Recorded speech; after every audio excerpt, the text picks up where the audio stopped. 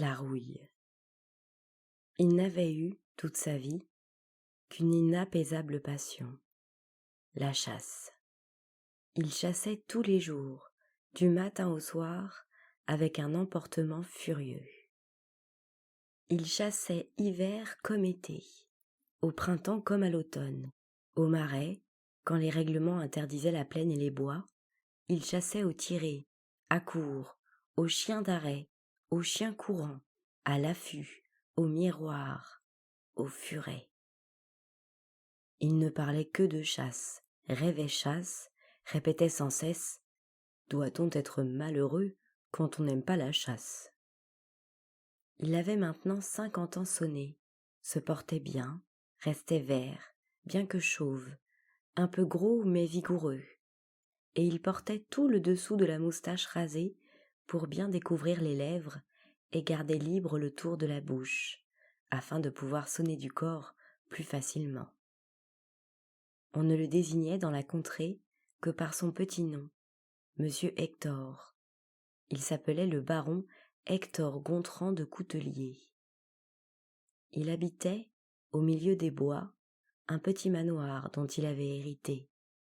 Et, bien qu'il connût toute la noblesse du département et rencontrât tous ses représentants mâles dans les rendez-vous de chasse, il ne fréquentait assidûment qu'une famille, les Courville, des voisins aimables, alliés à sa race depuis des siècles.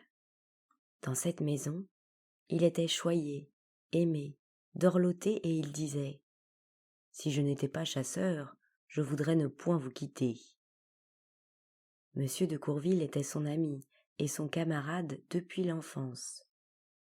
Gentilhomme agriculteur, il vivait tranquille avec sa femme, sa fille et son gendre, Monsieur de Darnetot, qui ne faisait rien sous prétexte d'études historiques. Le baron de Courtelier allait souvent dîner chez ses amis, surtout pour leur raconter ses coups de fusil. Il avait de longues histoires de chiens et de furets dont il parlait comme de personnages marquants qu'il aurait beaucoup connus. Il dévoilait leurs pensées, leurs intentions, les analysait, les expliquait. Quand Médor a vu que le râle le faisait courir ainsi, il s'est dit « Attends, mon gaillard, nous allons rire. » Alors, en me faisant signe de la tête d'aller me placer au coin du champ de trèfle, il s'est mis à quêter de biais, à grand bruit, en remuant les herbes pour pousser le gibier dans l'angle où il ne pourrait plus échapper. Tout est arrivé comme il l'avait prévu. Le râle, tout d'un coup, s'est trouvé sur la lisière. Impossible d'aller plus loin sans se découvrir. Il s'est dit « Pincez, nom d'un chien !» et s'est tapi. Médor alors tomba en arrêt en me regardant. Je lui fais un signe, il force. Le râle s'envole. J'épaule. Pan ! Il tombe. Et Médor, en le rapportant, remuait la queue pour me dire « Est-il joué ce tour-là, monsieur Hector ?» Courville, Darnetot et les deux femmes riaient follement de ces récits pittoresques où le baron mettait toute son âme. Il s'animait, remuait les bras, gesticulait de tout le corps, et, quand il disait la mort du gibier, il riait d'un rire formidable et demandait toujours comme conclusion « Est-elle bonne celle-là ?» Dès qu'on parlait d'autre chose, il n'écoutait plus et s'asseyait tout seul à fredonner des fanfares. Aussi, dès qu'un instant de silence se faisait entre deux phrases, dans ces moments de brusque accalmie qui coupent la rumeur des paroles, on entendait tout à coup un air de chasse que le baron poussait en gonflant les joues, comme s'il eût tenu son corps. Il n'avait jamais vécu que pour la chasse, et vieillissait sans s'en douter ni s'en apercevoir. Brusquement, il eut une attaque de rhumatisme et demeura 2 mois au lit. Il faillit mourir de chagrin et d'ennui. Comme il n'avait pas de bonne, faisant préparer sa cuisine par un vieux serviteur, il n'obtenait ni cataplasme chaud, ni petits soins, ni rien de ce qu'il faut aux souffrants. Son piqueur fut son garde-malade, et cet écuyer qui s'ennuyait au moins autant que son maître, dormait jour et nuit dans un fauteuil, pendant que le baron jurait et s'exaspérait entre ses draps.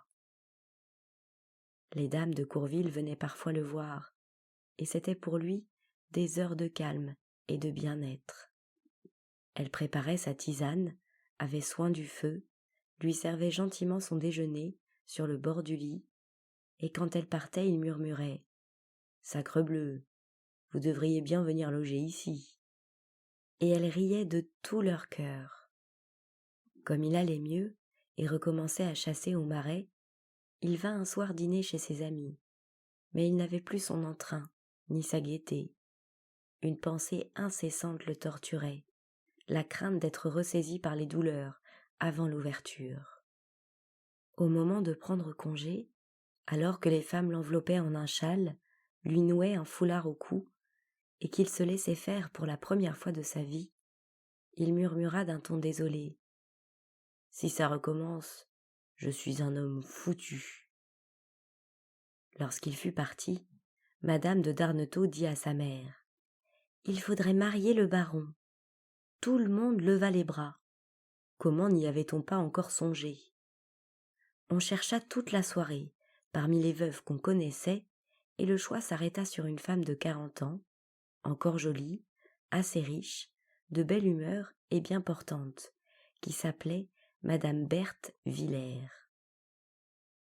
On l'invita à passer un mois au château. Elle s'ennuyait, elle vint. Elle était remuante et gaie. Monsieur de Courtelier lui plut tout de suite.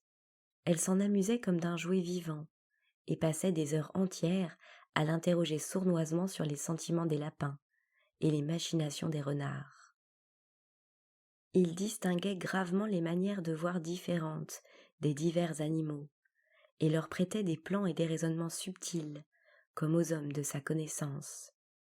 L'attention qu'elle lui donnait le ravit, et, un soir, pour lui témoigner son estime, il la pria de chasser, ce qu'il n'avait encore jamais fait pour aucune femme. L'invitation parut si drôle qu'elle accepta. Ce fut une fête pour l'équiper. Tout le monde s'y mit, lui offrit quelque chose, et elle apparut vêtue en manière d'Amazone, avec des bottes, des culottes d'homme, une jupe courte, une jaquette de velours trop étroite pour la gorge, et une casquette de valet de chien. Le baron semblait ému, comme s'il allait tirer son premier coup de fusil. Il lui expliqua minutieusement la direction du vent, les différents arrêts des chiens, la façon de tirer les gibiers, puis il la poussa dans un champ en la suivant pas à pas, avec la sollicitude d'une nourrice qui regarde son nourrisson marcher pour la première fois. Médor rencontra, rampa, s'arrêta, leva la patte. Le baron derrière son élève tremblait comme une feuille. Il balbutiait. « Attention, attention, des perdrix !» Il n'avait pas fini qu'un grand bruit s'envola de terre, et un régiment de gros oiseaux monta dans l'air en battant des ailes. Madame Villers, éperdue, ferma les yeux, lâcha les 2 coups, recula d'un pas sous la secousse du fusil, puis, quand elle reprit son sang-froid, elle aperçut le baron qui dansait comme un fou, et Médor rapportant 2 perdrix dans sa gueule. À dater de ce jour, Monsieur de Coutelier fut amoureux d'elle. Il disait en levant les yeux « Quelle femme !» et il venait tous les soirs maintenant pour causer chasse. Un jour, Monsieur de Courville, qui le reconduisait et l'écoutait s'extasier sur sa nouvelle amie, lui demanda brusquement « Pourquoi ne l'épousez-vous pas ?» Le baron resta saisi. « Moi, l'épouser? Mais, au fait... » Et il se tut. Puis, serrant précipitamment la main de son compagnon, il murmura « Au revoir, mon ami !» et disparut à grands pas dans la nuit. Il fut 3 jours sans revenir. Quand il réapparut, il était pâli par ses réflexions, et plus grave que de coutume. Ayant pris à part Monsieur de Courville, « Vous avez eu là une fameuse idée.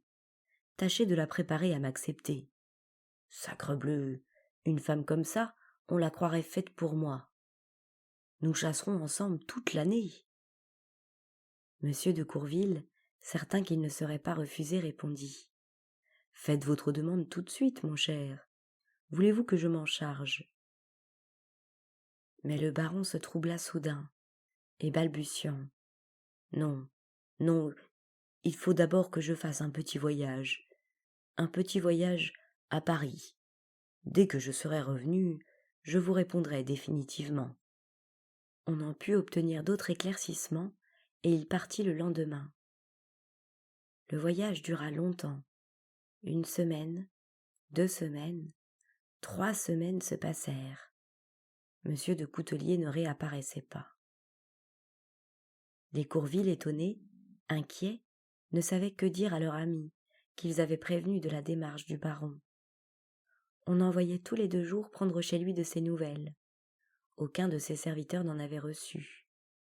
Or, un soir, comme madame Villers chantait en s'accompagnant au piano, une bonne vint, avec un grand mystère, chercher monsieur de Courville en lui disant tout bas qu'un monsieur le demandait.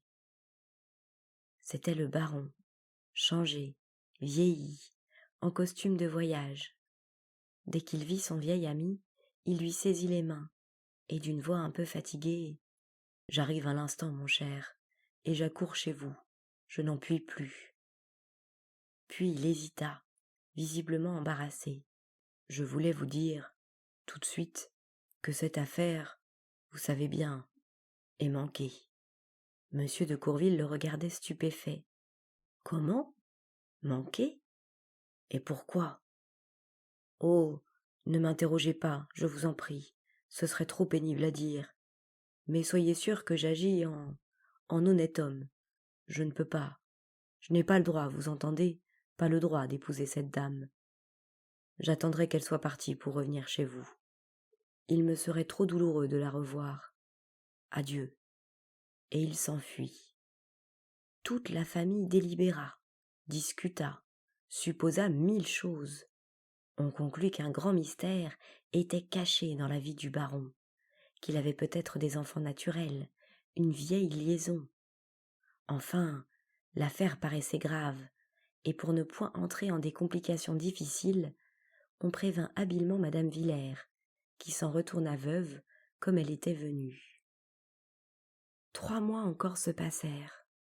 Un soir, comme il avait fortement dîné et qu'il titubait un peu, monsieur de Coutelier, en fumant sa pipe, le soir avec monsieur de Courville, lui dit « Si vous saviez comme je pense souvent à votre ami, vous auriez pitié de moi. » L'autre, que la conduite du baron en cette circonstance avait un peu froissé, lui dit sa pensée vivement. « Sacrebleu, mon cher, quand on a des secrets dans son existence, on ne s'avance pas d'abord comme vous l'avez fait. Car enfin, vous pouviez prévoir le motif de votre reculade, assurément. » Le baron confus cessa de fumer. « Oui et non. Enfin, je n'aurais pas cru ce qui est arrivé. » Monsieur de Courville, impatienté, reprit. « On doit tout prévoir. » Mais monsieur de Coutelier, en sondant de l'œil les ténèbres, pour être sûr qu'on ne les écoutait pas, reprit à voix basse. « Je vois bien que je vous ai blessé, et je vais tout vous dire pour me faire excuser. Depuis 20 ans, mon ami, je ne vis que pour la chasse, je n'aime que ça. Aussi, au moment de contracter des devoirs envers cette dame, un scrupule de conscience m'est venu. Depuis le temps que j'ai perdu l'habitude de l'amour, enfin, je ne savais plus si je serais encore capable de... Vous savez bien. Songez donc, voici maintenant 16 ans exactement que pour la dernière fois, vous comprenez, dans ce pays-ci, ce n'est pas facile de... Vous y êtes. Et puis j'avais autre chose à faire. J'aime mieux tirer un coup de fusil. Bref, au moment de m'engager devant le maire et le prêtre à ce que vous savez, j'ai eu peur. Je me suis dit, bigre, mais si j'allais rater.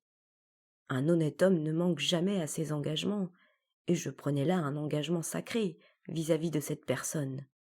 Enfin, pour en avoir le cœur net, je me suis promis d'aller passer 8 jours à Paris. Au bout de 8 jours, rien, mais rien. Et ce n'est pas faute d'avoir essayé. j'ai pris ce qu'il y avait de mieux dans tous les genres. Je vous assure, elles ont fait ce qu'elles ont pu. Oui, certainement, elles n'ont rien négligé. Mais que voulez-vous? Elles se retiraient toujours. Bredouille, bredouille. J'ai attendu alors 15 jours, 3 semaines, espérant toujours. J'ai mangé dans les restaurants un tas de choses poivrées qui m'ont perdu l'estomac. Et rien, toujours rien. Vous comprenez que dans ces circonstances, devant cette constatation, je ne pouvais que me retirer, ce que j'ai fait. Monsieur de Courville se tordait pour ne pas rire. Il serra gravement les mains du baron en lui disant « Je vous plains » et le reconduisit jusqu'à mi-chemin de sa demeure. Puis, lorsqu'il se trouva seul avec sa femme, il lui dit tout, en suffoquant de gaieté. Mais madame de Courville ne riait point. Elle écoutait très attentive. Et lorsque son mari eut achevé, elle répondit avec un grand sérieux. « Le baron est un niais, mon cher. Il avait peur, voilà tout. Je vais écrire à Berthe de revenir, et bien vite. » Et comme monsieur de Courville objectait le long et inutile essai de leur ami, elle reprit. « Bah, quand on aime sa femme, entendez-vous, cette chose-là revient toujours. » Et monsieur de Courville ne répliqua rien, un peu confus lui-même.